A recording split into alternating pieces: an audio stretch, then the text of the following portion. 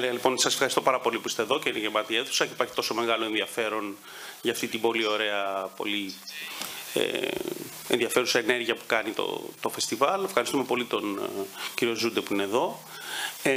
Και θα ήθελα να ξεκινήσω, γιατί φαντάζομαι και στο τέλος θα υπάρχουν ερωτήσεις και να απαντήσει κυρίως ο ίδιος ο σκηνοθέτης. Να πω ότι ο κ. Ζούντε είναι γεννημένος στο Βουκουρέστι το 1977 και είναι ένας από τους σημαντικότερους σύγχρονους Ευρωπαίους σκηνοθέτες, αλλά μια βληματική μορφή του ρουμανικού νέου κύματος, αν και έχει μια δική του ταυτότητα, θα το συζητήσουμε αυτό στην πορεία. Και θα ήθελα να ξεκινήσουμε από την αρχή, δηλαδή πώς βρεθήκατε, τι ήταν αυτό που σας έσπρωξε να πείτε ότι εγώ θέλω να σπουδάσω σινεμά, γιατί τελειώσατε την σχολή κινηματογράφου στο Βουκουρέστι, και πώς βρεθήκατε, πριν σταθείτε για πρώτη φορά πίσω από την κάμερα ως σκηνοθέτης, πώς βρεθήκατε βοηθός δίπλα σε κάποιους πολύ σημαντικούς δημιουργούς, καταρχήν ο Κώστας Γαβράς, στο Αμήν, την ώρα που τελειώνατε τη σχολή συνέβαιναν όλα αυτά, αλλά και σε μια πολύ σημαντική στιγμή που για πολλούς θεωρείται η γέννηση του ρουμανικού νέου κύματος, ο θάνατος του κύρου Λαζαρέσκου, του Κρίστη Πουίου, μέχρι να βρεθείτε και να ξεκινήσετε πια εσείς ο ίδιος τις δικές σας ταινίες.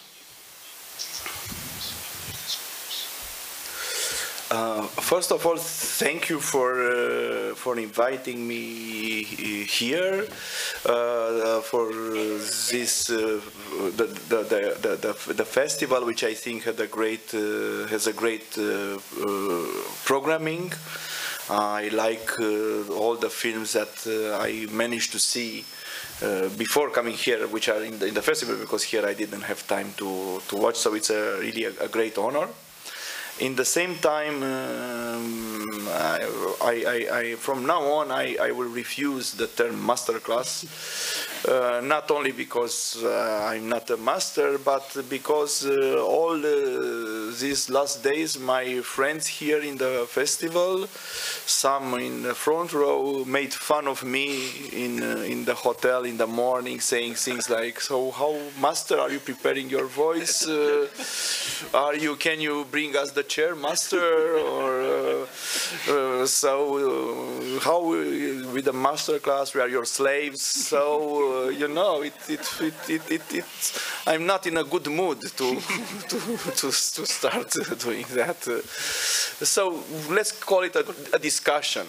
Yeah, a conversation, a dialogue, which is also a Greek invention, right? It's right. Another of dialogues of Platon and your Socrates, and I don't know. Aristophanes. Aristophanes, okay, to have it like that. Well, it's a long. I mean, I try to make it a short story because everybody has a biographical trajectory into that. And I was born in Romania in 1977 in the communist dictatorship. There was basically no, and from a family that comes originally from the countryside. So there was no, my father did mathematics and polytechnic, my mother was a typist, so there was zero interest for culture, like humanistic culture, these kind of things. But there were two things that attracted me to, in a way, to this, was the fact that at least the communist regime did something useful at that time, published a lot of books and a lot of classical books, but also children classical books. And I grew up in the countryside, and my grandparents, and like many peasants from their generation, they had the kind of respect for books that I never saw from after that moment. Like in my grandfather, if we saw one of these children books that we had with a torn page, he would go crazy and said books are sacred in a way. And so this maybe that was the attraction, because it started like that. And then I got like all the kids of my generation who even immediately after the revolution I started high school, we were pushed by our parents to do technical high schools, because it was, if you want to have a future, you really have to do mathematics like my father, or polytechnics or physics or whatever, because also that would give you better standard of living in the society of the time, and also you wouldn't face censorship, because to be a writer or historian or whatever means that you would have to deal with censorship. So basically, even people who would be interested in that would switch to doing something else. So I got into mathematics and informatics high school, very difficult to get into, so I had to study a lot, really a lot to get in, and I was very happy to get in on one of the last position. And when I started the high school, it was obvious that I consider myself good in mathematics, but obviously I'm not. And because my colleagues, who some of them are now working in Silicon Valley or teaching mathematics in Canada or Germany, or they were really, really bright in that. And for 1 or 2 years was really like a struggle, until, because there were many kids there from cultural backgrounds, and I became friends with Nicolae Statu, and his parents were architects, and he had books, you know, albums at home, and I was into reading, and he started to give me books, and then he introduced me to the place which was the Cinematheque. Well, Romanian Cinematheque before was like a closed circuit place, so it was very difficult during communist time to have access to it. Apparently, I didn't know that because I was too young and uninterested. But when I was 15 years old, and I went there for the first time with him, I was somehow hooked in the moment. So you could make a permit, and that was 1993, 1994. 1993, actually, I was 16 years old, and nobody was interested to go to the Cinematheque because so many things were happening in Romania after the revolution. So little by little, this is how it all started. And then I didn't dare to try to apply to the cinema school. That is a bit of wrong information. I tell you why. So I enrolled in another university, and I realized I really want to make cinema. And I applied 3 years in a row to the National Film School. I was rejected every time. They had five exams every day, one. And I always hoped that I will get at least to the second or the third, but I was always rejected in the first one, which was it was like testing your abilities and culture and something like that. And I was always that made me feel very, very depressed, because also the communist regime, and after that it was a society of degrees, of diplomas. I mean, to practice something, because the society was so controlled, you need a degree. So the degree in itself, even for professions that you don't normally need, was so important that people around you, when you didn't have it, treated you like a piece of shit in a certain way. You know, you didn't get into university was already a terrible thing. Then I started to work different jobs, and at some point, it's true that was the possibility to apply for a TV school called Media University, which was connected with a television station, Pro TV. So but it was private, with some money. And my parents was out of the question to give anything. Mine, I didn't make much. So, but then at this TV station, they announced that if you get in the first, you receive a full scholarship. So I applied, and I got in the first, on the first position. That made me very happy, so I could join in, but it was a TV school, and it had this thing that you could apply for jobs. So I applied for jobs in the television. I did a few things, and then something happened in those years. It was 1999, 2000. I was 22, 23, and Romania was more and more a place where, for cheap labor and cheap locations and cheap this and that, was a place where a lot of films, commercials, TV things were produced. Americans, but not only Europeans, for South Koreans, a lot, Indian, even Bollywood films in the mountains, etc. So you could it was easier at some point to find a job So I started to do all kinds of things, and then I become assistant director, which is something, you know, when you read, then always Godard said, only people who are slave mentality become assistant director. I said, wow, what can you do?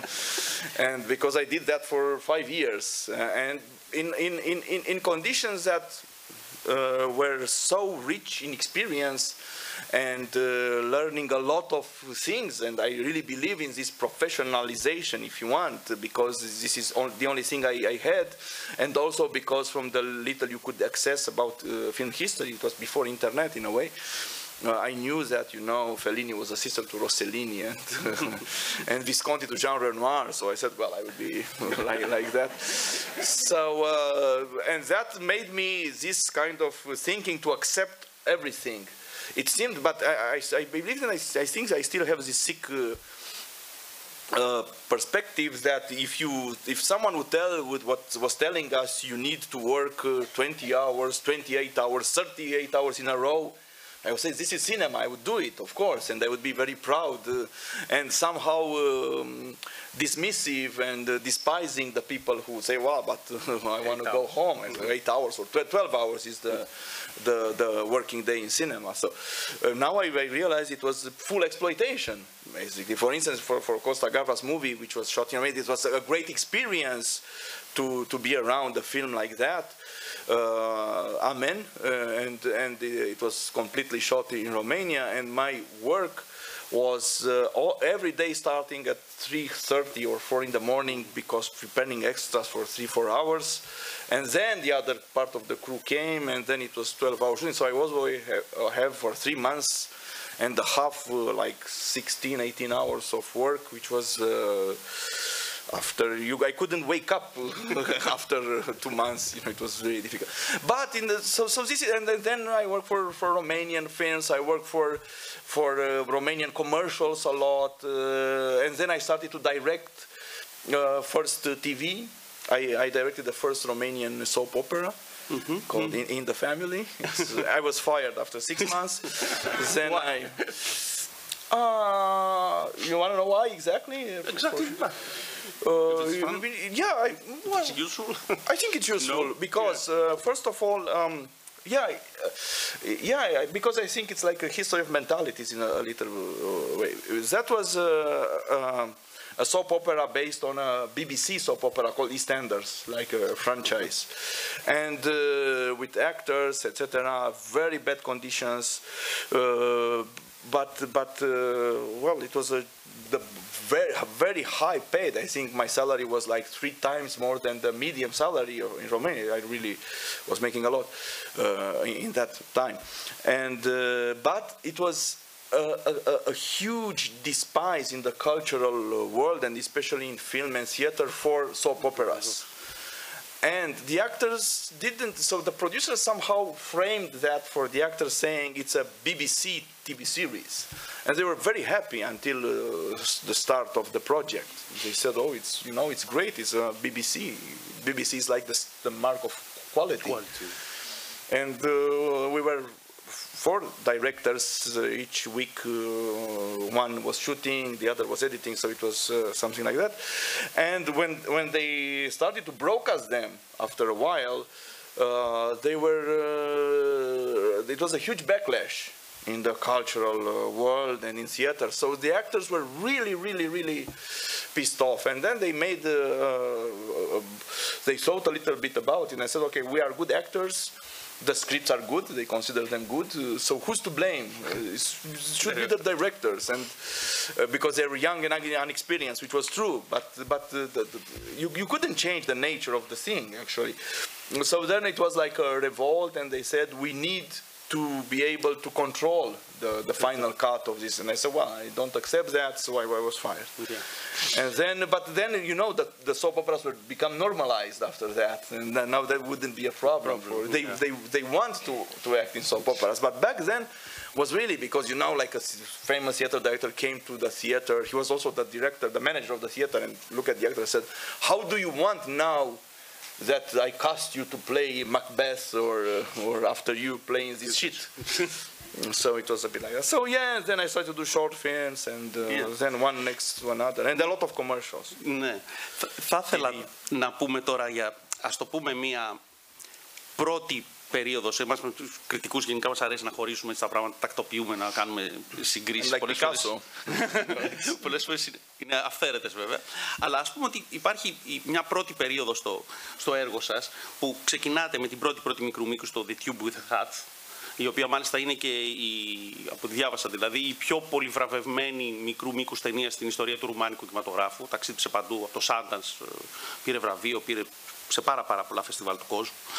Μέχρι το 2012, όπου κάνετε το Everybody in Our Family, μέχρι τότε, από ό,τι έχω τουλάχιστον σημειώσει εδώ, έχετε γυρίσει 3 μικρού μήκους, μία μεσαίου μήκους, το A Film for Friends, και 2 μεγάλου μήκους ταινίες. Το 2009 που είναι το The Happiest Girl in the World και το 2012 το Everybody in Our Family. Και λέω ότι αυτή είναι μια πρώτη περίοδος γιατί αυτού του είδους οι ταινίες, λίγο πολύ, έχουν ένα παρόμοιο στυλ πολύ κοντινό σε αυτό που ονομάζουμε New Wave, ρουμάνικο New Wave, ρουμάνικο νέο κύμα. Έτσι, υπάρχει αυτό το κινηματεριστικό στυλ, ήρωες της εργατικής τάξης, όλο αυτό το πράγμα. Οπότε θα ήθελα λίγο, αφού δούμε ένα πολύ μικρό κλιπάκι από το The Happiest Girl in the World, να μιλήσουμε λίγο για αυτή την περίοδο και πώς νιώθατε. Ήσασταν μια ομάδα, όλοι αυτοί οι άνθρωποι που δουλεύανε, ας πούμε, για το νέο κύμα. Νιώθατε ότι ανήκατε σε κάποιο κίνημα, σε κάποιο γκρουπ, και πώς κατάφερε αυτή η σχολή, αυτή η χώρα, η Ρουμανία, να δημιουργήσει ένα τόσο ισχυρό, τόσο επιδραστικό κίνημα. Κατά τη γνώμη μου, ίσως είναι το πιο επιδραστικό εθνικό κινηματογραφικό κίνημα του 21ου αιώνα. Οπότε, να μιλήσουμε λίγο πάνω σε αυτά, αφού δούμε ένα μικρό κλιπάκι από το The Happiest Girl in the World.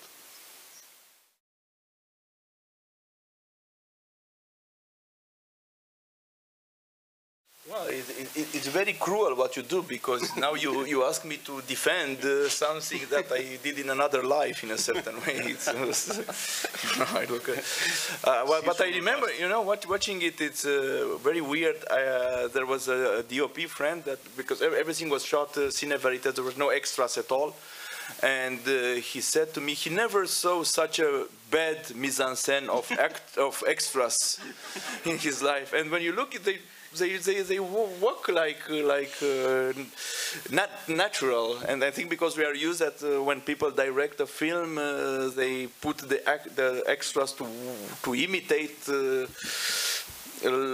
life or to recreate life, but life looks much more. So what do you want me to say about it? No, but this, όχι ακριβώς για αυτήν, not for this film only, but about the movement and about all the atmosphere of it was, first of all, there's two things.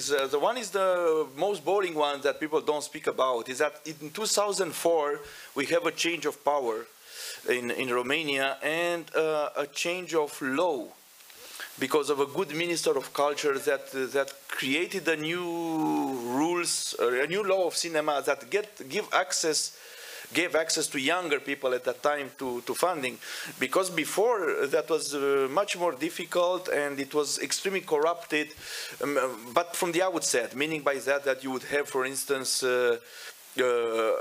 a council of like 30 people, and part of them were in a commissions, and the other part was getting the money all the time for more than like 10 years. So this change created the access, and it was a kind of a certain, how should I say, a certain desire to make films, but with the little money. There was no big budgets. There was not so many co-productions. I think this is one of the first co-production in the shooting with Netherlands. So, and it was maybe also a desire to capture things that were somehow non-existent in Romanian cinema before, or very little, like a neorealism. And also, I'm thinking now. I mean, it wasn't a thought back then, but I'm thinking now that the Romanian realities of this transition from socialism or communist dictatorship to neoliberal capitalism, and also the geographical position of Romania, which is at the not in the Western Europe, at the edge of Western Europe, closer to Russia, closer to Ottoman Empire, closer to Balkans, you know, creates a kind of social and economic and human realities which even today I'm always amazed how many things happen in so weird way. And there was, I think all the Romanian films, including this one of that time, were based on real stories, more or less. Nobody, so it was a desire. Then, of course, this kind of model has its own limits, or in my case, it was not a question of limits, it was a question of being interested in other things. But I think that was the thing, to somehow explore what was happening very, very fast. It was very fast changes, and cinema, in a way, captured some of those, I think. For instance, this film with this small story, it's a banal story in a certain way of a girl who wins something in a promotion, and her parents are. It's really based from what happened in front of my eyes. And then this kind of, but that was in a moment of explosion of this kind of promotions.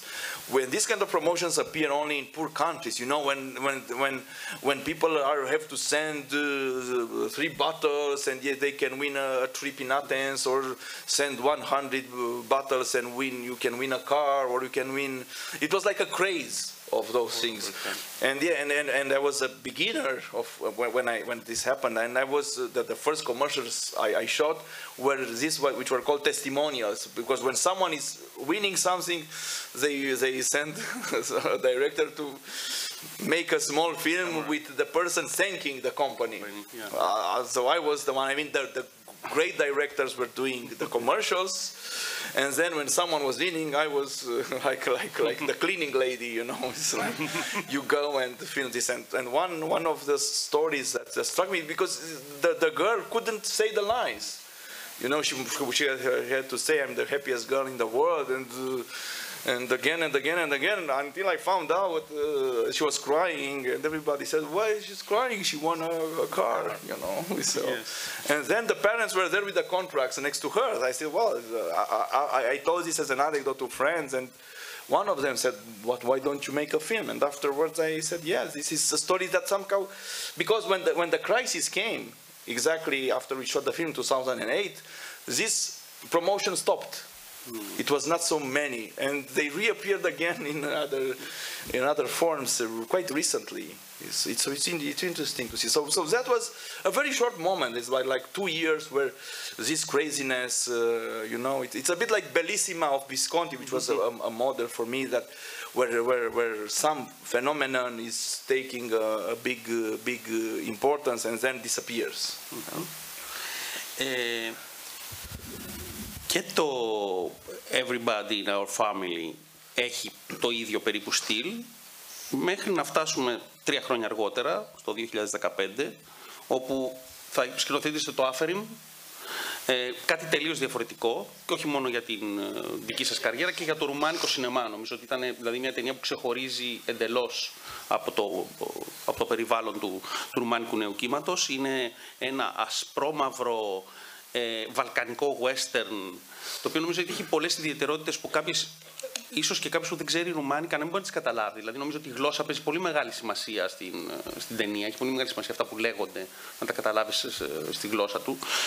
Έχει ένα χιούμορ, έχει πολύ μεγάλη ηρωνία, και οι προηγούμενες ταινίες σας έχουν ίχνη τέτοιου πράγματος, αλλά εδώ είναι πάρα πολύ έντονο αυτό το πράγμα. Και θα ακολουθήσει, δηλαδή, αν μπορούμε έτσι να πούμε 2 πράγματα μαζί για τις 2 ταινίες, ή για εκείνη την περίοδο, εκεί γύρω στο 15, 16, 17, που γυρίζεται το Αφιέρωμα και το Scared Hearts, τις σημαδεμένες καρδιές. Αυτή βασίζεται σε συγγραφέα, δηλαδή υπάρχει ένα υλικό ήδη δεδομένο, έτσι. Είναι ο Max Blecker, ένας Ρουμάνος ποιητής και συγγραφέας που πέθανε πολύ μικρός, και είναι και ο ήρωας, ας πούμε, της ταινίας. Έχουμε λοιπόν λογοτεχνία από τη μια, έχουμε ένα πολύ ταινία είδους πειραγμένη από την άλλη, και φυσικά είναι οι 2 ταινίες που σας κάνουν πια και διεθνώς γνωστό. Κερδίζετε την αργυρή άκρη σκηνοθεσία στο Φεστιβάλ του Βερολίνου, με το Αφιέρωμα μπαίνει στη short list των Όσκαρ. Στο Λοκάρνο βραβεύεται το I become a master. Yeah, and you become a young master. Time, yeah. Οπότε, για πείτε μας για εκείνη την περίοδο και αυτή την αλλαγή, ας το πούμε έτσι, αν είναι αλλαγή. Well, I explained a little bit to the people who were yesterday at the screening in Aferim. I wouldn't repeat it, but concentrating to say that for our generation, access to another kind of history than the official nationalistic history of communist regime was hugely important and ground shaking somehow for our consciousness.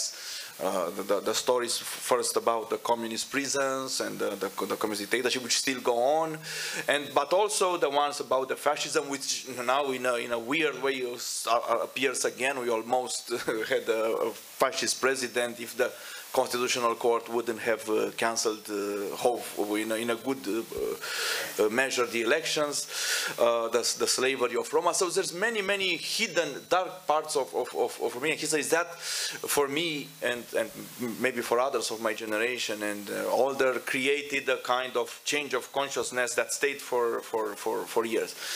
And then it's true that even me, when I look back upon my life, as the song says, I realize it's almost like a programmatic thing, and I was accused of that. They said this guy is paid by Mossad or by some foreign Western embassies to destroy our image regarding history.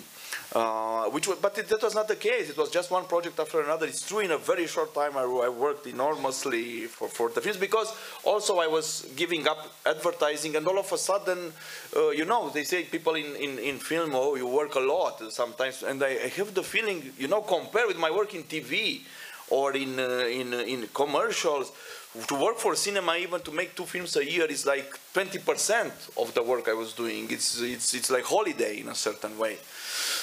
To be honest, I mean, yeah, of course, you can be stressed, you can suffer, you can, etc., etc. But as real work, it's nothing compared to that. Or, well, now it's a little bit more, and I exaggerate a bit. But really, to be trained in working in TV, it was like all days, no weekends for months and for years, and then it's something else for cinema. It's holiday. So I had more time all of a sudden to make the films. But what I can say is the fact that the things changed because I became aware. Maybe since I'm not educated, I'm somehow self-educated, and you encounter this problem of representation more when you deal with history, if you do it honestly, let's say. Of course, Americans have their own way, like, you do the Americans, I think we can all criticize or admire them for that they don't have any stress. When Howard Hawks was doing, I don't know, The Land of Pharaohs, he didn't have a problem with making the film. And there's this anecdote with Faulkner writing the script, and I don't know who was the producer. There's some more wise film people here, maybe they know who was the producer of Land of Pharaohs.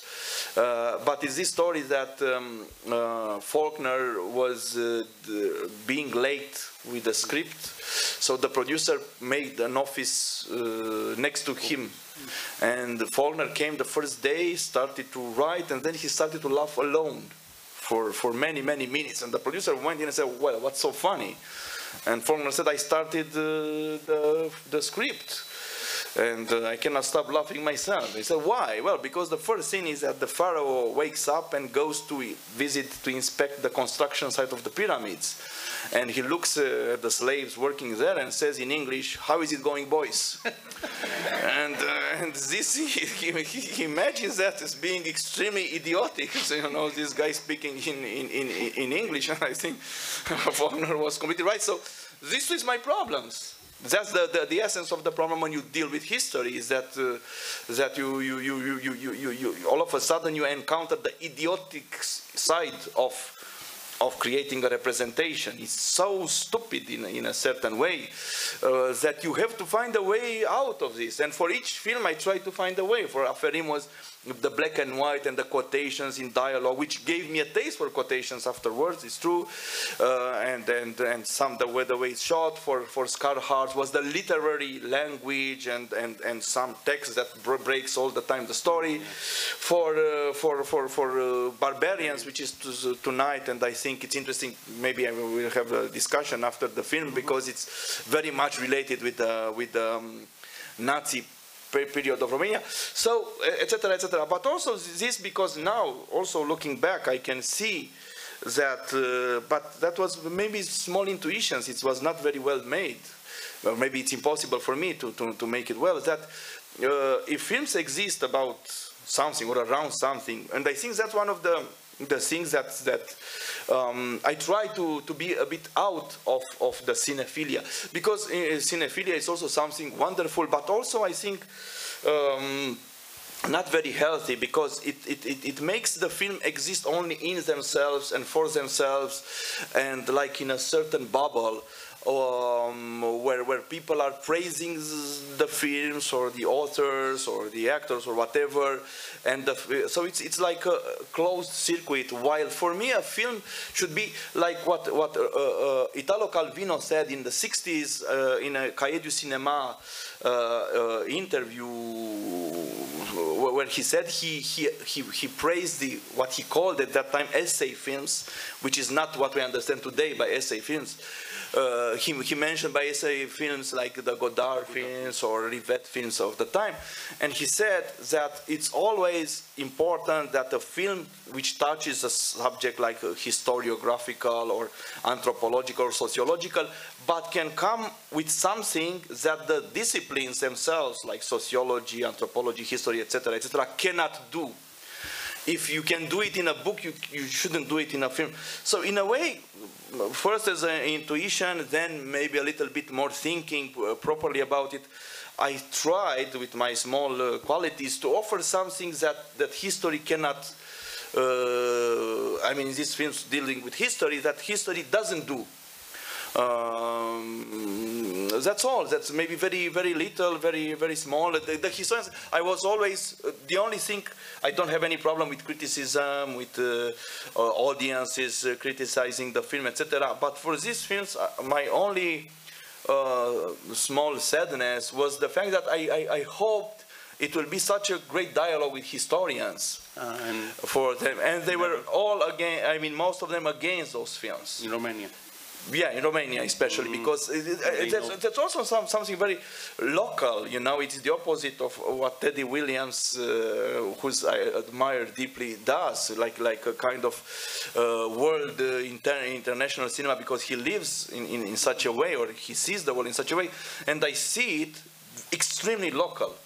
That's why, for instance, even for Aferim, when we went to search financing, it was always saying, oh, it's such a local story, it's so local, so local, so local.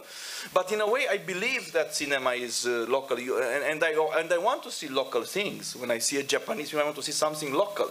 This is why I love so much Oshima, for instance. Because it's really, really local, you know, more than Kurosawa, which is like international, although it's grounded in Japanese culture. Well, we can speculate a lot about it. So I was interested in making films for Romania in a way, and that's why it's painful that they say, oh, you know, he makes films that it's for festivals. He doesn't care about it. Oh, how they are for festivals when, for instance, in Aferin, the Romanian language is the old Romanian language. If I would make it for festivals, I would do like there's a Romanian filmmaker who changed the name of the main character. It's based on a book from Luminița, because it has this ț, the Romanian, to Ana, because he said, well, I want it to be international. I don't want the people there. That's to make a festival film. Well, I make very, very local films, and that's why sometimes I'm amazed. For instance, but we get to that. Do not expect too much from The End of the World, which now is #2 in film comment. United States, big in America, and #1 in Slant magazine. It's extremely local. It's even more local, and that's amazing and pleasing in a way that such a local story can reverberate with others. Because nowadays I think cinema become too much international, not in the way Teddy is doing it, but in the way like everything, a Greek film and a Polish film and the South Korean film, they all look the same somehow. The recipe that... Yes. Formula.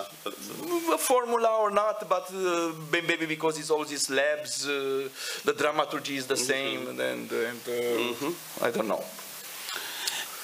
So I'm a local. Θα ήθελα τώρα να πούμε λίγο για τους βαρβάρους, να δούμε, Τάσο, αν μπορείς αυτό που θα δείξουμε τώρα, να μην δείξουμε από το Άφεριμ, να μην δείξουμε το δεύτερο κλιπ, να δείξουμε το τρίτο, που είναι από τους βαρβάρους, και θα ήθελα να μας πείτε καταρχήν, είπατε για τη σκληρή δουλειά. Ένα πράγμα είναι να δουλεύεις, άλλο πράγμα η τηλεόραση, σας φαίνεται λίγο σαν διακοπές. Το θέμα είναι να έχεις όμως και ιδέες. Δηλαδή, εντάξει, θες να δουλέψεις. Εσείς δουλεύετε, δηλαδή έχετε πολλών ειδών ιδέες και πολύ διαφορετικές. Έχετε επίσης μια πολύ μεγάλη... Patricia Highsmith said, I have ideas like rats have orgasms. I'm not at this level. Και έχετε όμως και ένα θάρρος να προσαρμόζετε την κάθε διαφορετική ιστορία στο μέγεθός της. Δηλαδή, κάνετε ταινίες οι οποίες είναι μικρού μήκους, μεσαίου μήκους, 40 λεπτά, 30 λεπτά, 55 λεπτά, 170 λεπτά. Δηλαδή, δεν υπάρχει μια φόρμουλα ότι εγώ δουλεύω 90 λεπτά το ντοκιμαντέρ, γιατί θα παίξει και στην τηλεόραση. Οι μικρού μήκους πρέπει να είναι 15 με 20 λεπτά για να ταξιδεύουν στα φεστιβάλ, να παίζονται. Ή μεγάλου μήκους να είναι έτσι. Ένα είναι αυτό δηλαδή, οι ιδέες οι πολλές που έχετε. Και θα ήθελα, αφού δούμε το κλιπ από τους βαρβάρους, να μιλήσουμε λίγο για αυτό που βρίσκω πολύ χαρακτηριστικό στο σινεμά σας, ότι η ιστορία έτσι όπως αναπαριστάται στην οθόνη, όπως την επαναλαμβάνουμε στην οθόνη, αυτό είναι μια πολιτική θέση. Νομίζω δηλαδή σε πάρα πολλές ταινίες σας, και ντοκιμαντέρ και φιξιόν, υπάρχει αυτό το πράγμα. Ένα ερώτημα πάνω στο πώς οι ταινίες, αλλά όλος ο πολιτισμός μας, αναπαράγει, αναπαριστά, άρα και ερμηνεύει την ιστορία. Big teams.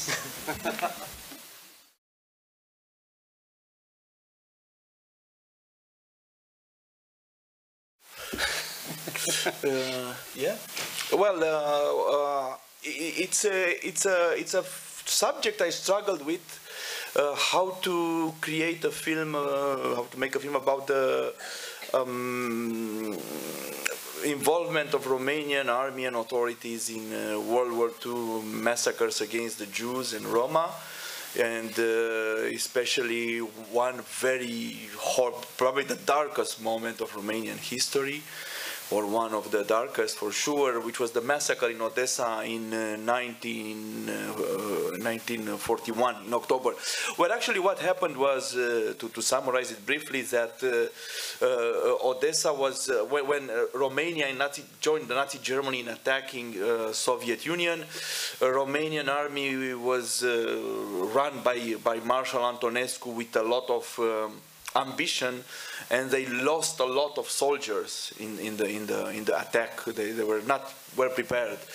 So when they took the city, they made a base for the army in a building that they were its mined with bombs, and it exploded. It was blown up, and a few dozens or hundreds of Romanian soldiers and officers were killed.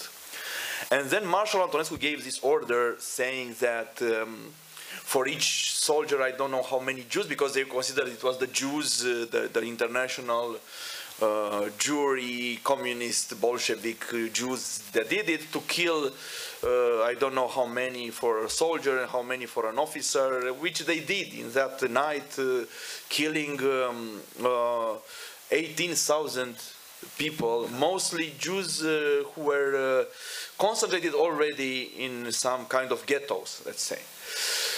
And actually the number is established quite accurately, because in the trial after the war you see that when Russian army Soviet army was coming towards, Antonescu gave an order to burn all the bodies.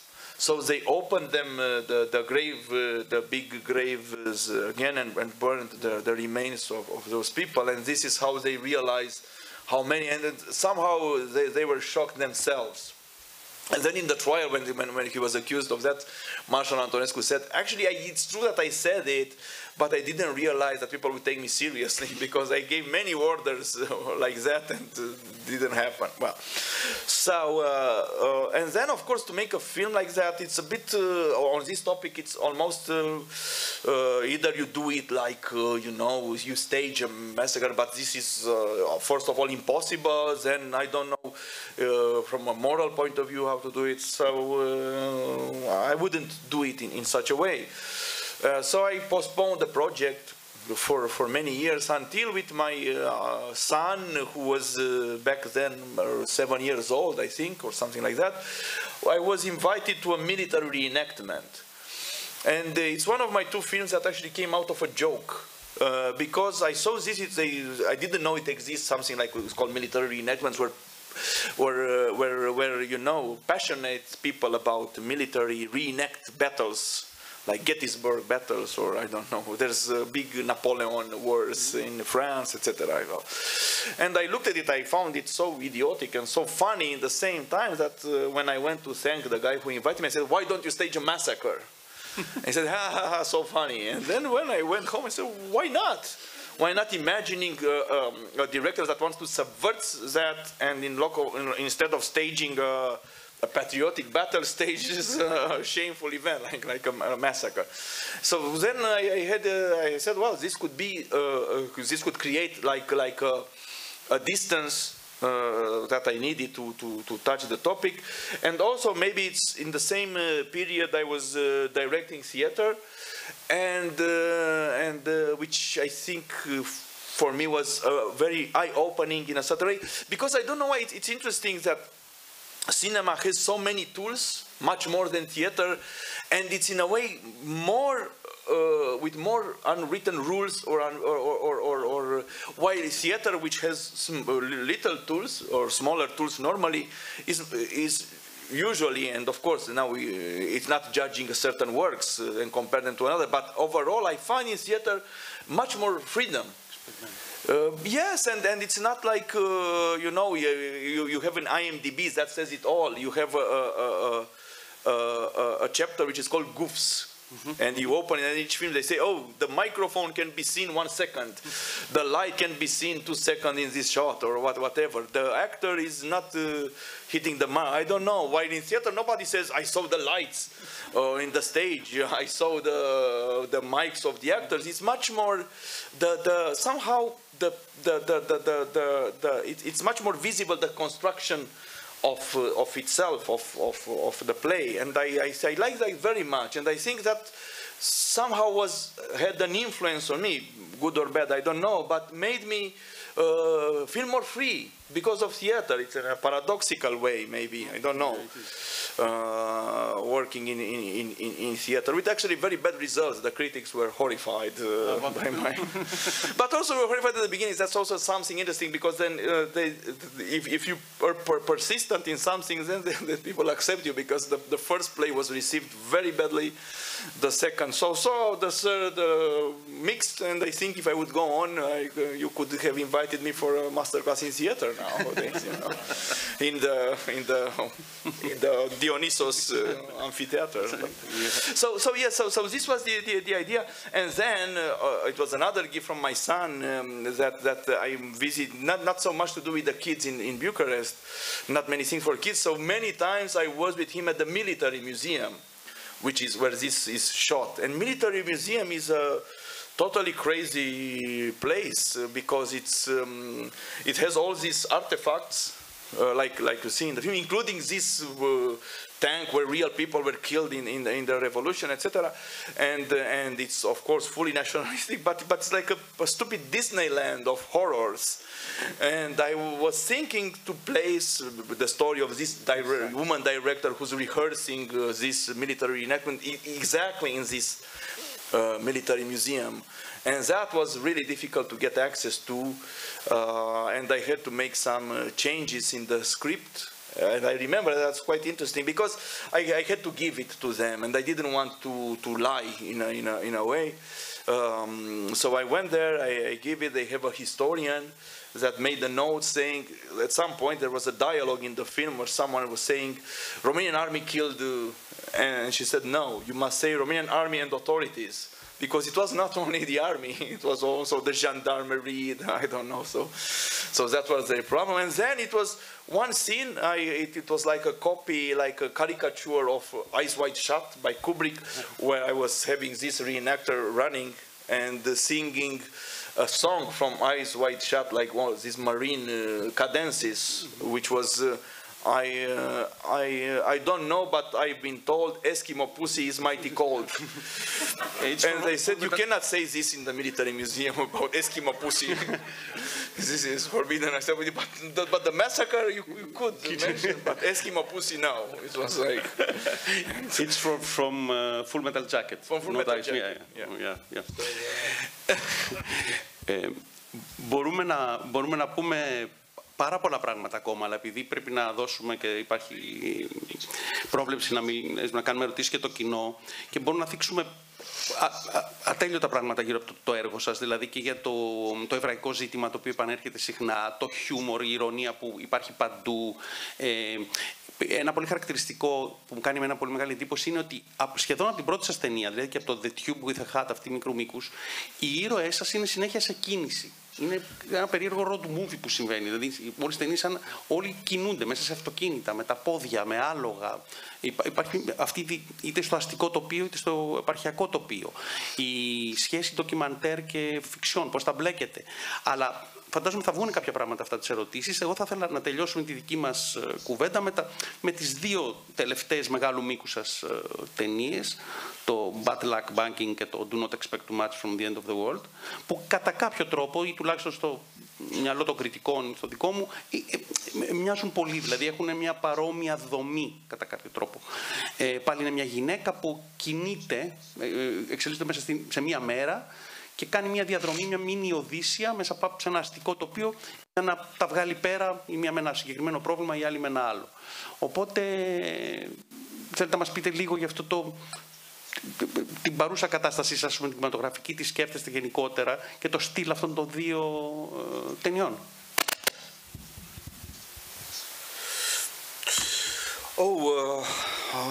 It's a very general question. I don't know what to say about that.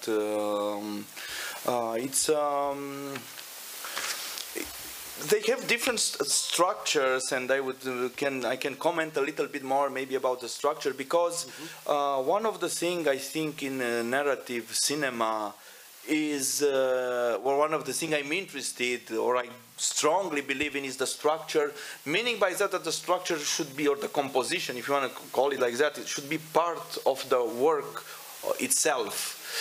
So the way it's structured, it should be, well, unique, meaning by that I don't know, probably you can find similar things, but at least for me to be a unique way of building the structure that you cannot repeat in other films somehow. And that's what, but this is something very honest, and I wouldn't say it normally publicly, but now it's the fact that since I'm a filmmaker who makes a living out of his films, and people usually don't talk about that.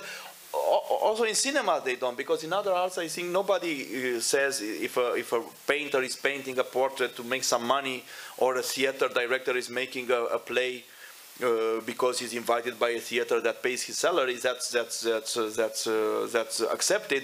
But in cinema, if you go to a fund and say, I want to make this film to make some money, they say, no, you cannot. You have to, now even there's some applications where you have to say, what is your personal relation to the project? And if you don't have a personal relation, then you're not good in a certain way. And I think, I don't know where this mystique of needing to have personal things, or to if it's created by the authors themselves who like to praise themselves, saying, I don't know, I was obsessed by Parthenon since I was 20 years old, so that's why I'm making a film there. Or it's the funds and all these workshops that creates this, and ask the first thing is, okay, so why do you want to do that? Well, I want to do it because this and that, and then my grandma was, I don't know, and this also in documentaries. There's so many ego docs now. Someone calls them with people filming their life. Nothing wrong with that. It's just a kind of explosion of ego. While a camera is made for me to look outside, and only in exceptional cases, like Jonas Mekas, so I don't know, to look at yourself. So the thing is that I make a living out of this, and I calculate my gains. So I know that, for instance, if I want to make a feature film in 3 years from now, I have to have a project in this moment. Otherwise, it will take longer. So I always, when there is a possibility of applying for funding, I take it. Meaning by that I have many projects in development all the time. For me, it takes a lot to make them. They're all of them old. And sometimes I add one line to them, sometimes a photo, sometimes I don't know, something else. And sometimes when a project has a little bit more of this, I try to make an application wherever, or if someone asks me. If someone says, I can give you this money and make a project, I will say yes, so normally.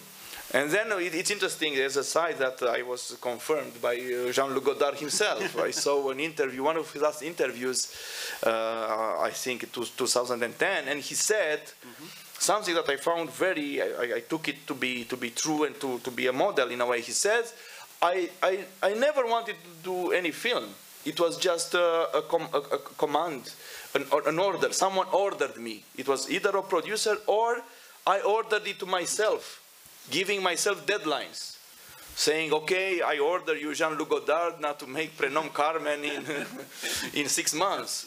And I take this approach and I find it more liberating in a way. So I say, well, now I give myself, and with this project it was like that, but they were not good in the beginning. They were not complete. So I just applied to make some money, and the moment I received the first funding, which for me is always enough, meaning by that even if I don't get more, I will make the film with what I have.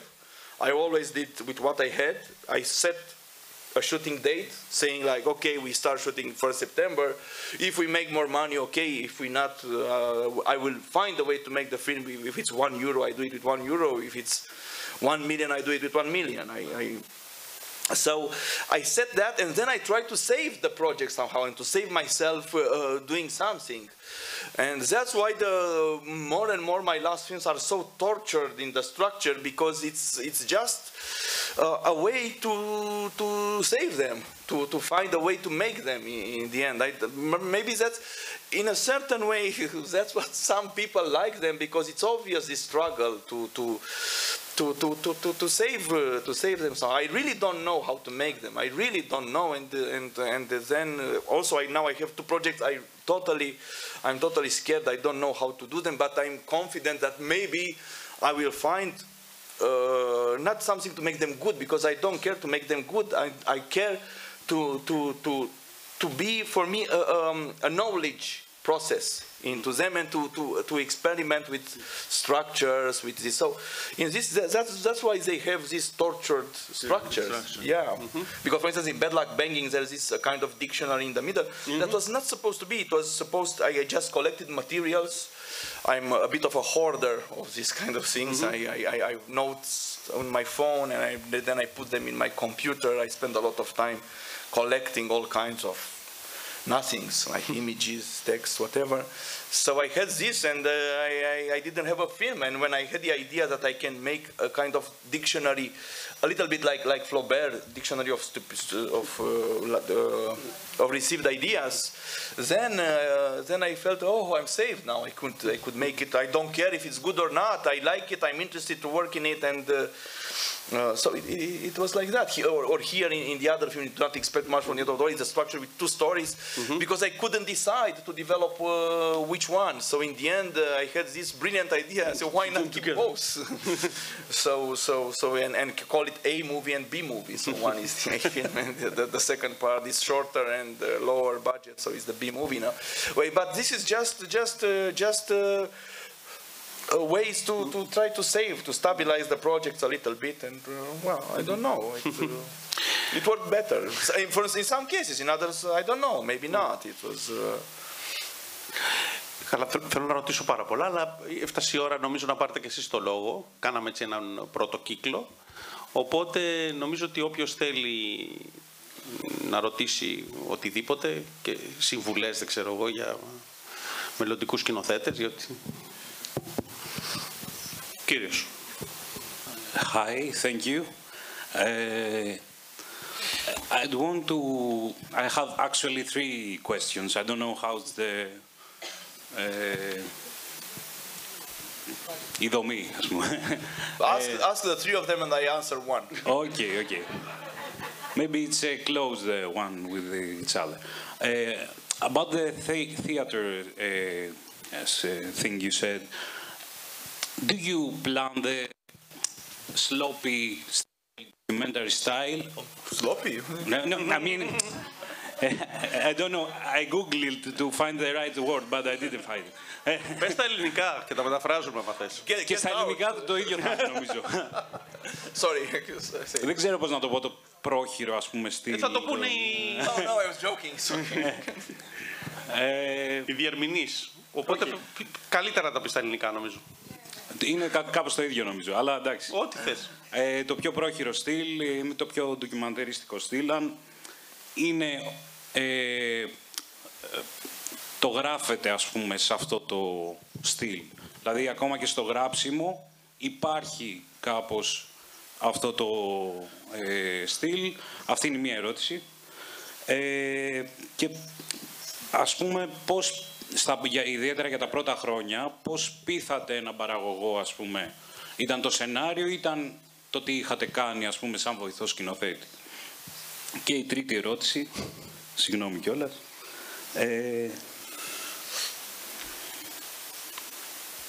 να ξεκινήσει να απαντάει, για να ρωτήσουν και άλλοι.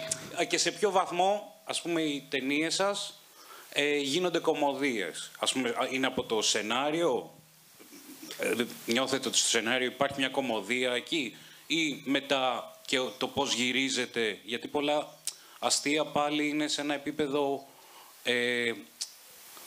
σκηνοθεσίας, αλλά πάλι μπορεί να έχουν γραφτεί πιο πριν. Αυτά. Yeah. Thank you.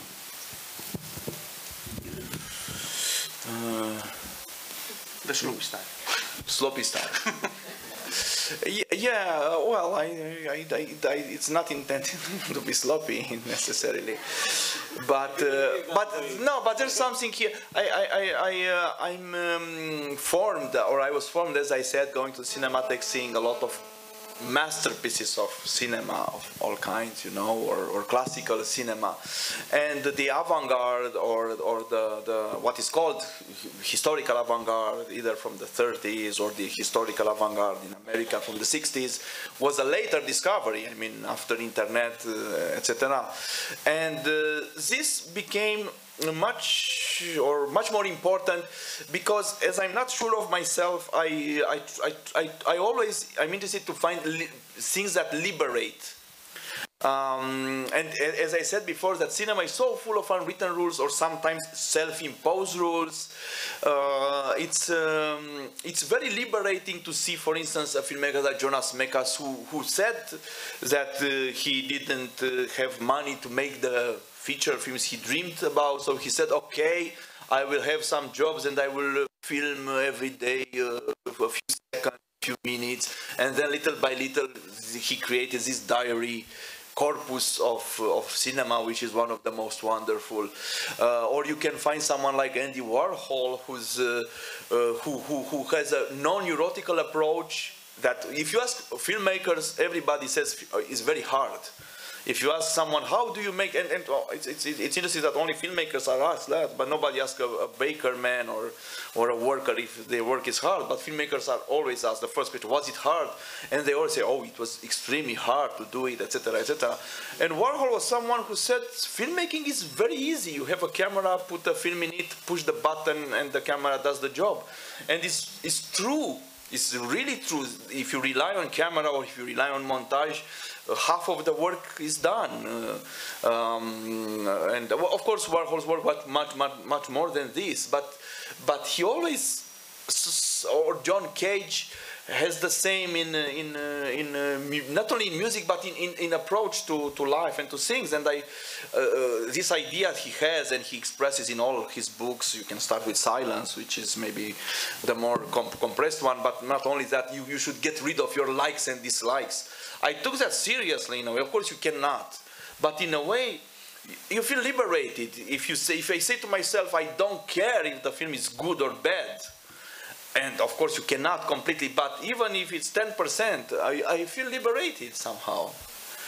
So all these things, so the sloppiness that you mean maybe comes a little bit from this, comes from caring about other things, which for each film is something else. It could be something else or could be something that you discover later on. So I'm more interested in, like, for instance, in the structure, as I said. I'm more interested in the political or historical aspect. I'm less interested in the metaphysical aspect. I don't care about metaphysics. But that's because of personal taste. I don't know. And the making itself, I think, makes the film. I don't know how to say it. You discover this in people who made more films. And I studied that a bit. Because, of course, it's not or I didn't find, I mean, two things I studied that I didn't find anywhere. Maybe there is, if you know something you can tell me. There is theorized the quantity and the sketch aspect, because the quantity, I think, creates something. If it's less quantity, also creates something. I mean, the Sixtine Chapel, you couldn't do it in one day.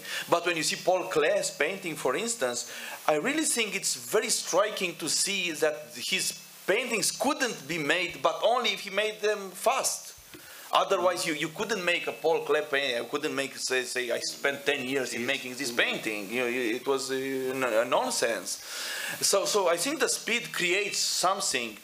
And because in cinema, normally the system, this in Europe, is creating, forcing you to make the films. You apply to funding, you get the money, maybe then you apply to another funding, etc., etc. And this takes months and years. So the regular rhythm of work for a European filmmaker who wants to make films in this system is like one every 3 years, one every 4 years. And I don't want that. I want to do faster in my case. Or maybe I would like to do one every 10 years, and that would be impossible. But I don't want to do it in the regular times, that in the time scheduled by the industry, because I strongly believe that if you do it in this, the time itself creates, or could create, or maybe I'm too very weak, and this is for me, a certain type of films. And if I would do a film every 5 years, it would be very different from these films. Maybe better, maybe much better, well, maybe much worse. But it wouldn't be this particular films but this is the films I want to make. So I need to have a certain rhythm, because otherwise, like, mutatis mutandis, and I'm not comparing with Paul Klee, just to give an example, or Picasso, or whoever you want. The speed of the work. And that is true if you watch Griffith, if you watch Ozu, if you watch. I think all Japanese filmmakers work a lot. If you I don't know, John Ford, all classical, Wellman, who did so many films in such a short time. Not only like experimental people like Warhol. That's one thing, and the other is the sketch. And that's only a small text of Nicole Brenet in her. This book about Godard, this small book that appeared last year, where she has a bit of a description about sketch in cinema, and the power that the sketch has, because my last films, maybe starting with this, with The Barbarians, are more and more sketchy.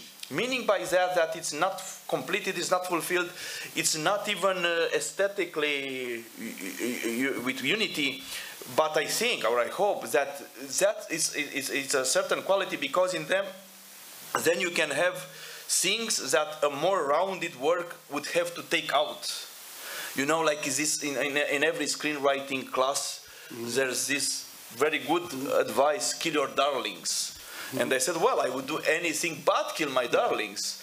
I would keep all my darlings in. So because of that, the film is more and more like an agglomeration of materials, stabilized and organized as best as I could, but without destroying these elements just to have a fully rounded work. It could be also a personal limitations into that, and I think one of the difficult things that you have as filmmaker is to know your limitations, to know what you cannot do, because you cannot do everything, or maybe there's very few people who can do everything, and to discover what you cannot do, I think you need a certain type of intelligence, and I'm afraid I don't have it, so I really have to hit the wall and see. For instance, when I was young, I was so obsessed of making music videos. That was the big years of MTV and the beginning of Romanian music industry, of this pop music, etc. And they were creating music videos, and I was loving, I don't know, Jonathan Glazer or Michel Gondry. I said, oh my God, if I would have the chance to make music videos, but nobody would hire me, they would be great. And at some point, just working, I was called to do music videos. I said, okay, now I'm... And they were horrible, the most idiotic things. Well, the first one I said, oh, it's just the first one. The second I said, well, maybe it's the script given by the company of music. But then for the third and fourth, I had total freedom. And they were really bad. So I stopped after 7 or 8. I said, it's obvious I cannot make music videos. I don't know why. It's a certain type of thinking you need.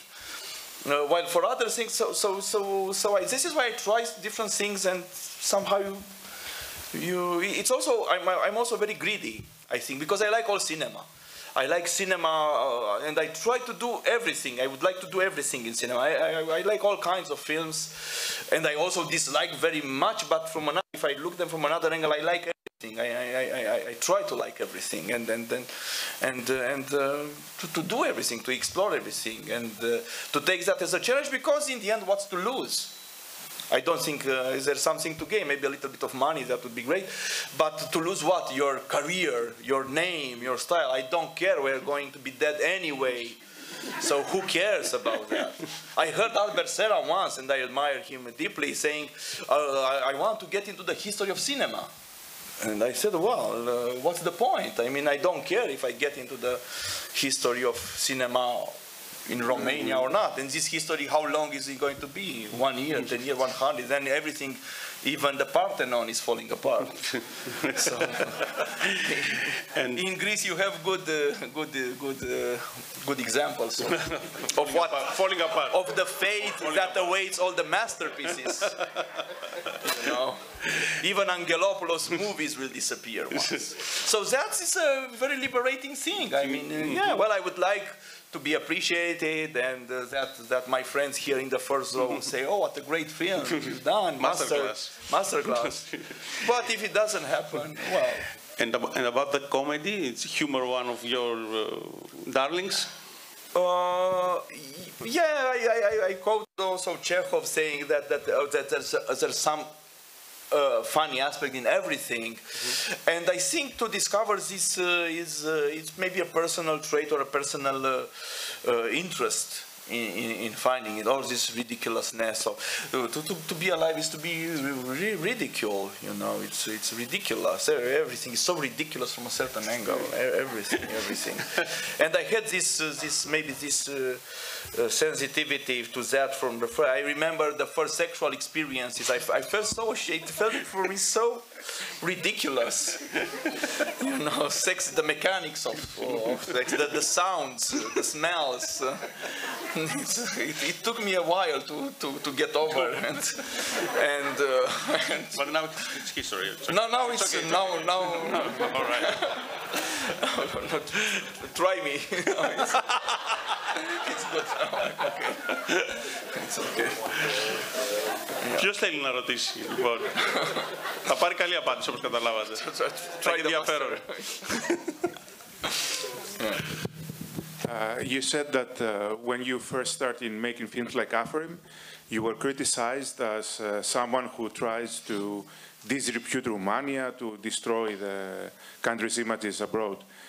Do you think that today, after so many political films like yours in Romania, that criticize Romania, even now or because of its past, do you think that the audience in Romania has changed? Do today Romanians take a joke or receive criticism about their country, or do they still not accept, hate these kind of films? Well, that's an interesting question. First of all, I'm not so critical towards that reception because I realized it's not that people are stupid or angry or terrible. It's something. I mean, in some cases, of course, it's this. In many cases, it's the lack of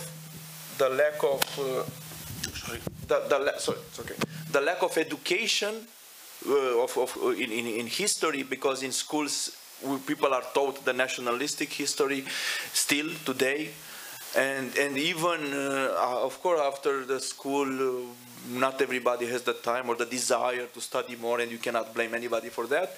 And also I think there's something more deep, that for our country, like many countries that somehow appeared or became fully independent recently, I mean, Romania in this form exists only since the First World War, and was always in a fragile situation. And you find the same in Czech Republic, you find the same in Poland, you find that in Ukraine. All these countries have a problem with their identity. And the identity is shaped by history. So the history is very important for these communities, for shaping the identity. And when you challenge something regarding history, people can feel a bit like they lose something connected with their deep identity. While, for instance, for America, this doesn't happen. Nobody cares if you, Americans, I think, don't feel challenged if you say, oh, but you know, you killed the Indians. Well, they say, well, that was it. This is how we are. Or if you criticize the participation in the Vietnam War, actually they were criticizing in the same time where the war was going on, you know, in a certain way. That's another thing. But in Romania and other countries, because that's very similar with things in Ukraine, things I mean before the war, or things in countries around, in Hungary a little bit, but more because these countries are so new in a way, and their position is so, you know, like I think it's Poland national anthem or maybe not the one today, but the one before was something like said, Poland still stands, still exists. So, you know, countries that has this anthem like this, we are still existing, it's always a fear of that. But I somehow hope that these kind of films are helpful, because it's very toxic. Like this psychiatrist asked once, what is the marks of a healthy person, healthy psychiatrically? And he said, he knows where he comes from, he knows where he is now, and he knows where he goes to, or where he wants to go. That's the first sign that someone might be healthy. And I think for societies, for communities, should be the same. So that's why I think the challenge of history is important, because if you really don't know where your community or society comes from, you're not healthy in a certain way. And now, the other question, if this change, like Dimitris Kerkinos asked us, if change perspectives on things, if not the things themselves, I would say yes, but you know, there's very little, of course, a film or cannot do that much. And then things change again anyway. It's very fast. I mean, and that's why, because when people say, oh, I would like the film to change the world, but imagine that then another one comes with another film and changes the world back to it. And I think, so because for me, when I did this film, for instance, Barbarians, which we can discuss tonight more in detail, it was said that, oh, it's such an old thing, and even people who the film was very much attacked, also defended by certain people, but very much attacked. And it was a paradoxical thing, because I said this film is such a ridiculous thing about something that happened so many years ago. Okay, it happened, but now it doesn't exist. There's no fascist danger, etc., etc. But they were so useless because it's about something from the past, etc. And the attack was so angry that my answer was always, well, if it's useless because it's about things that don't exist, why are you so angry about then? And then all of a sudden it was somehow confirmed that, well, despite the Russian meddling in the recent elections in Romania that needs to be cancelled, still a lot of people voted for a full fascist candidate. Full. I mean, not like in the West with some measures against migrants and you could call a fascist. No, he was really praising Marshal Antonescu. He was anti-Semitic. He was for dictatorship. It was scary to see so many people supporting, and yeah, so it's always, and now in Romania, according to the data, which of course can be a little bit tricky, but still, you know, it's in the best economical position in all its history. Still a lot of inequalities, a lot of problems, but Romania nowadays is you know, it's like 8 times more, the salary is 8 times more than it used to be in the 90s and early 2000s. That's why not so many American film crew come to Romania. It's a bit more expensive, you know, like in my youth. Κάποιος άλλος? Μια κυρία έχει. Hello. Hello. The question is basically, what's your advice for young filmmakers? But I want to be a bit more specific based on your experience, because you said you've worked, for example, as a director for commercials and soap operas, assistant to this, assistant to that. And, well, for example, commercials and soap operas, they are directed in a way that they are easily accessible to people. And I think that sometimes I've wondered if working like that, if it can trap your thinking in a way, or if you spend too much time on that, not focusing on your personal work, because there's a lot of your work that I have not watched, but your final film. Congratulations. It's obvious that it's not made. It's the opposite of easy to access. It's sort of hard to access. So I guess, like, was your learning process? Did it came from working, from personal experimentation? So how would you describe your learning process in your earliest year and following up to how you've developed as a filmmaker? Yeah. I hope this wasn't too long-winded. I'm sorry. No, don't worry. Regarding advices, I'm afraid I don't have, but I read one which I think is the best I read. It was, I always read, when I see advices to young filmmakers, I'm the first to read them because I felt I'm a young filmmaker and I need them. So, the best one was given by Steven Spielberg, and he said, work out, stay in shape physically. And I must confess, because now I'm much fatter than I used to be, and for the last film my knee hurt all the time. All the time I was having knee problems. So work out and stay in shape like I would be after I got back home. I will lose weight and I will stay in shape for my next films. But I'm not joking. Spielberg was 100% right. Stay in shape. That's the award and the advice. And regarding the learning, no, you know, it's I don't know how to, because I first of all, I didn't say when I explain how I did all these jobs, I didn't say it is a good model. Most of filmmakers didn't have to do that, and they are amazing, you know. It's not, and it's true that the real problem was that you work into these things, and it's very easy to lose yourself into that, especially when you do television and commercials, that you start making money, and then, I don't know, if you have your personal life or maybe kids, whatever, then it becomes like a golden trap. You start a golden cage in a way.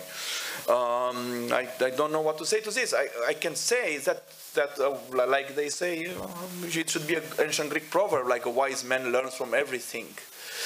And that's the only thing. You can learn from everything. I strongly believe that.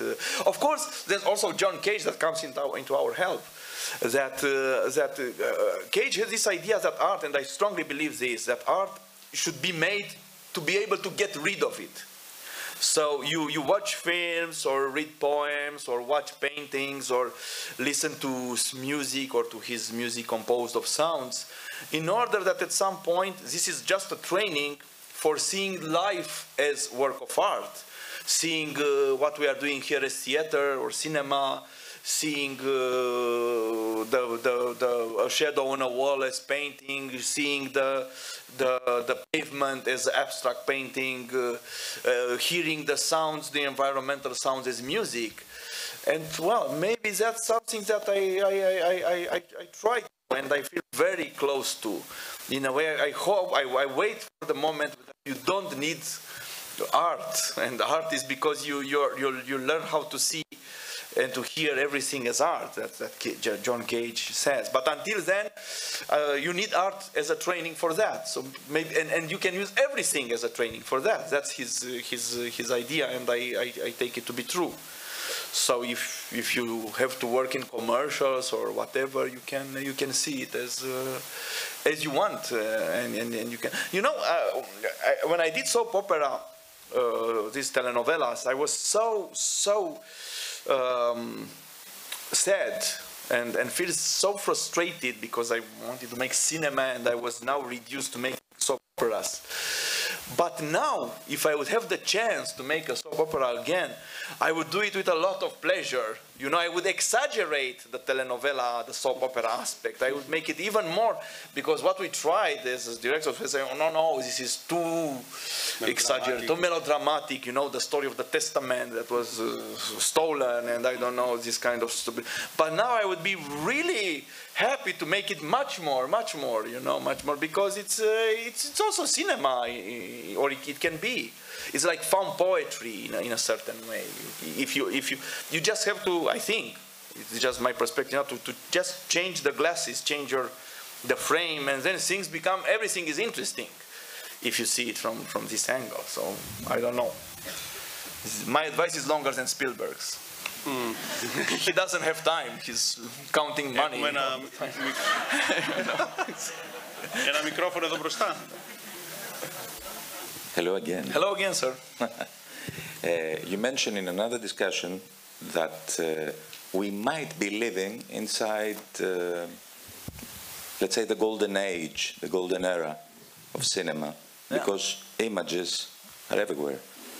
But what I would like to ask you is how much you feel in this era of images that's surrounding us, the spectator can be more active and critical through the notion of his approach to art and general towards imagery, since there is somehow an alteration of the social imaginary at this moment because of this era of pictures and visions and images all over. It seems like our lives, not only in art, not only in cinema, video art or series, are becoming just pics inside a great post-narrative, a great spectacle that somehow tends to enclose everybody. Oh, I'm not sure I know this. I was saying, well, it's a bit, of course, exaggerated to say we are living in a golden age of cinema, because I'm aware that there was a lot of things that are lost, and a lot of things that, or perspective, or ways of doing cinema that is lost forever.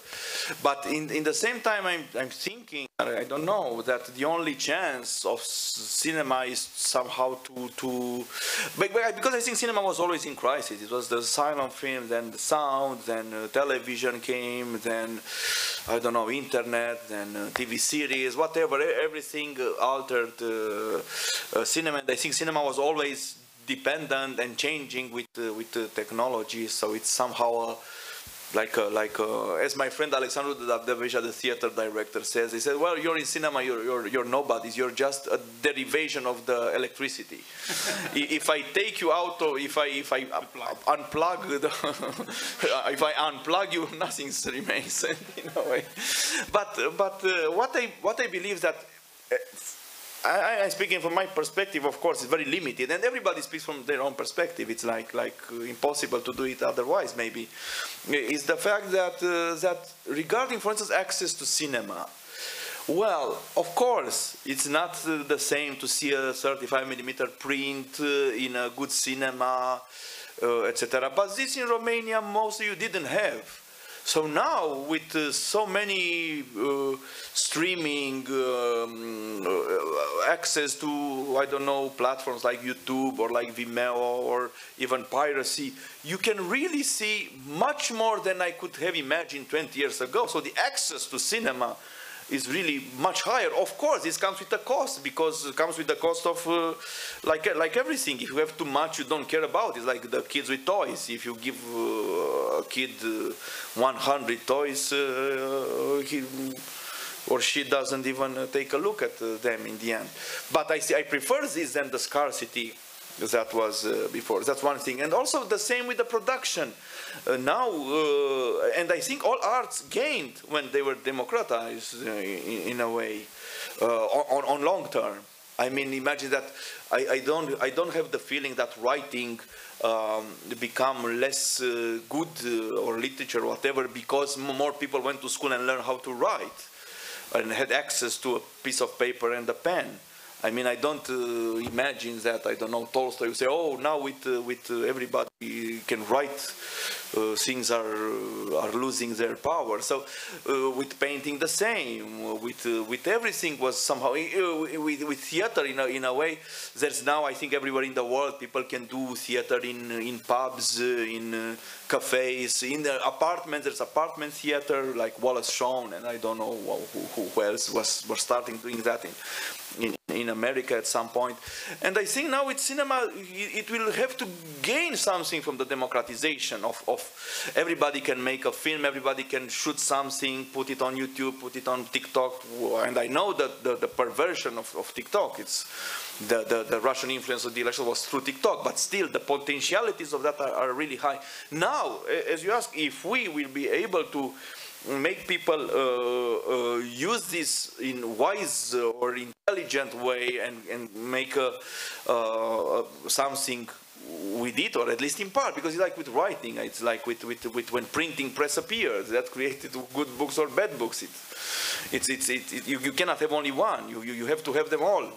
So this is why I believe that with certain experience and education of some kind, not necessarily in a formal way, these platforms could become. I'm addicted to TikTok, to be honest. I watch TikTok videos every day. It's not. I refrain myself not to watch continuously, and I found in them. It's like vernacular. I mean, in Dante times, it's the language. You see some. For instance, there was a video with some people. I'm going out from. It was obviously some drinkers, heavy drinkers, and they were having these boxes with beer bottles that made a noise, and they were going out from a room into another, and the way they shake it, it was like on Jingle Bells, you know, it was jingle bells with this.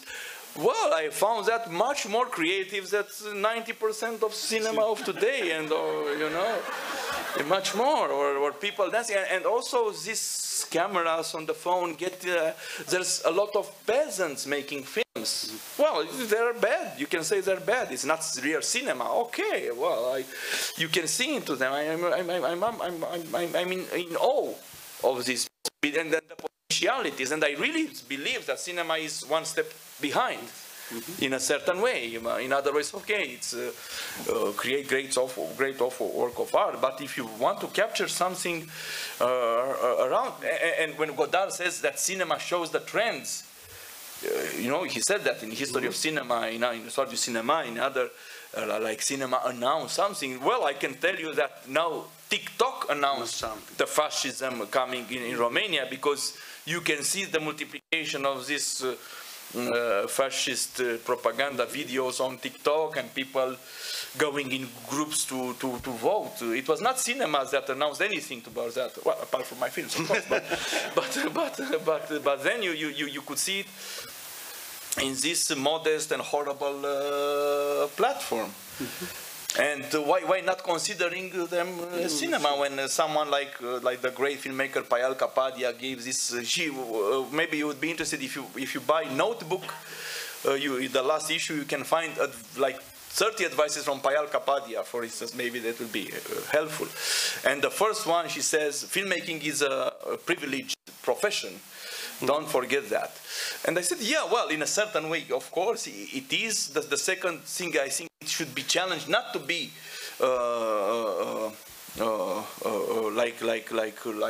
isolated like that, and privileged and open to that. And I think the openness exists already. People can make, but a festival, not even a festival like this, experimental festival, didn't invite some TikTokers to show their films here and to take them seriously as filmmakers. Not to mention, you know, I said to my colleague in the morning that for me the ideal festival like this big festival competition, to have an American film, an art house, a documentary, an animation, and some this vernacular cinema on par, like together, and to compare them, because it's important to compare exactly what cannot be compared, not the other way around. Και ο κύριος θα κάνει την τελευταία ερώτηση, το υποσχεθήκαμε κιόλας. Μετά δεν έχουμε και άλλα χαρτιά να υπογράψετε, οπότε δεν τελειώνουμε εδώ αναγκαστικά. Είναι και η τελευταία ερώτηση. Hello. Could you walk us over through your internal process or mental state when you give yourself a deadline? How do you commit to that? Because it has to do also with the attention span we have right now, the TikTok thing you said. How do you not push your deadlines? I find it very difficult to pushed commit. Them, but I didn't want to say this. I wanted to give more heroic. No, first of all, I need to, because I'm making a living out of this. So I know that if I want to keep my standard of living, you know, this money will keep me, I know, 1 year, let's say, or 8 months, or whatever. So I know that if I want to not go back to television and start working television, or which I don't want to do, then I know that I have to make a film, let's say, in 8 months. So this is it's not a choice. After some point, for instance, this year, I really made my Dracula film with half of the shooting budget necessary for the film, and one of the reason was this, because they said, oh, let's wait 1 more year. Made applications, get all the budget, and I thought to myself, I said, oh, yeah, well, but 1 year to wait what I will be living out of in a certain way. It wasn't that dramatic. I don't want to complain. But still, I make a living out of this, and I want to make a living out of this. Maybe I'm in Romania, I think I'm one of the few directors from my generation who is making a living through cinema, making films. I don't produce. Many produce, so they can make some money from producing, a lot of money in some cases. Others have companies, others have festivals, whatever, all these kind of things. And I want to be a filmmaker and to make films and make a living out of it. So that's why the deadlines I give them to myself. It's very simple. Thank you. Thank you very much for everything. Very nice conversation. Thank you so much.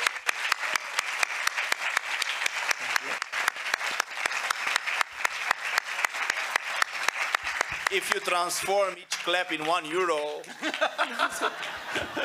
The Dracula film. That would be, I would push the deadline. Thank you so much.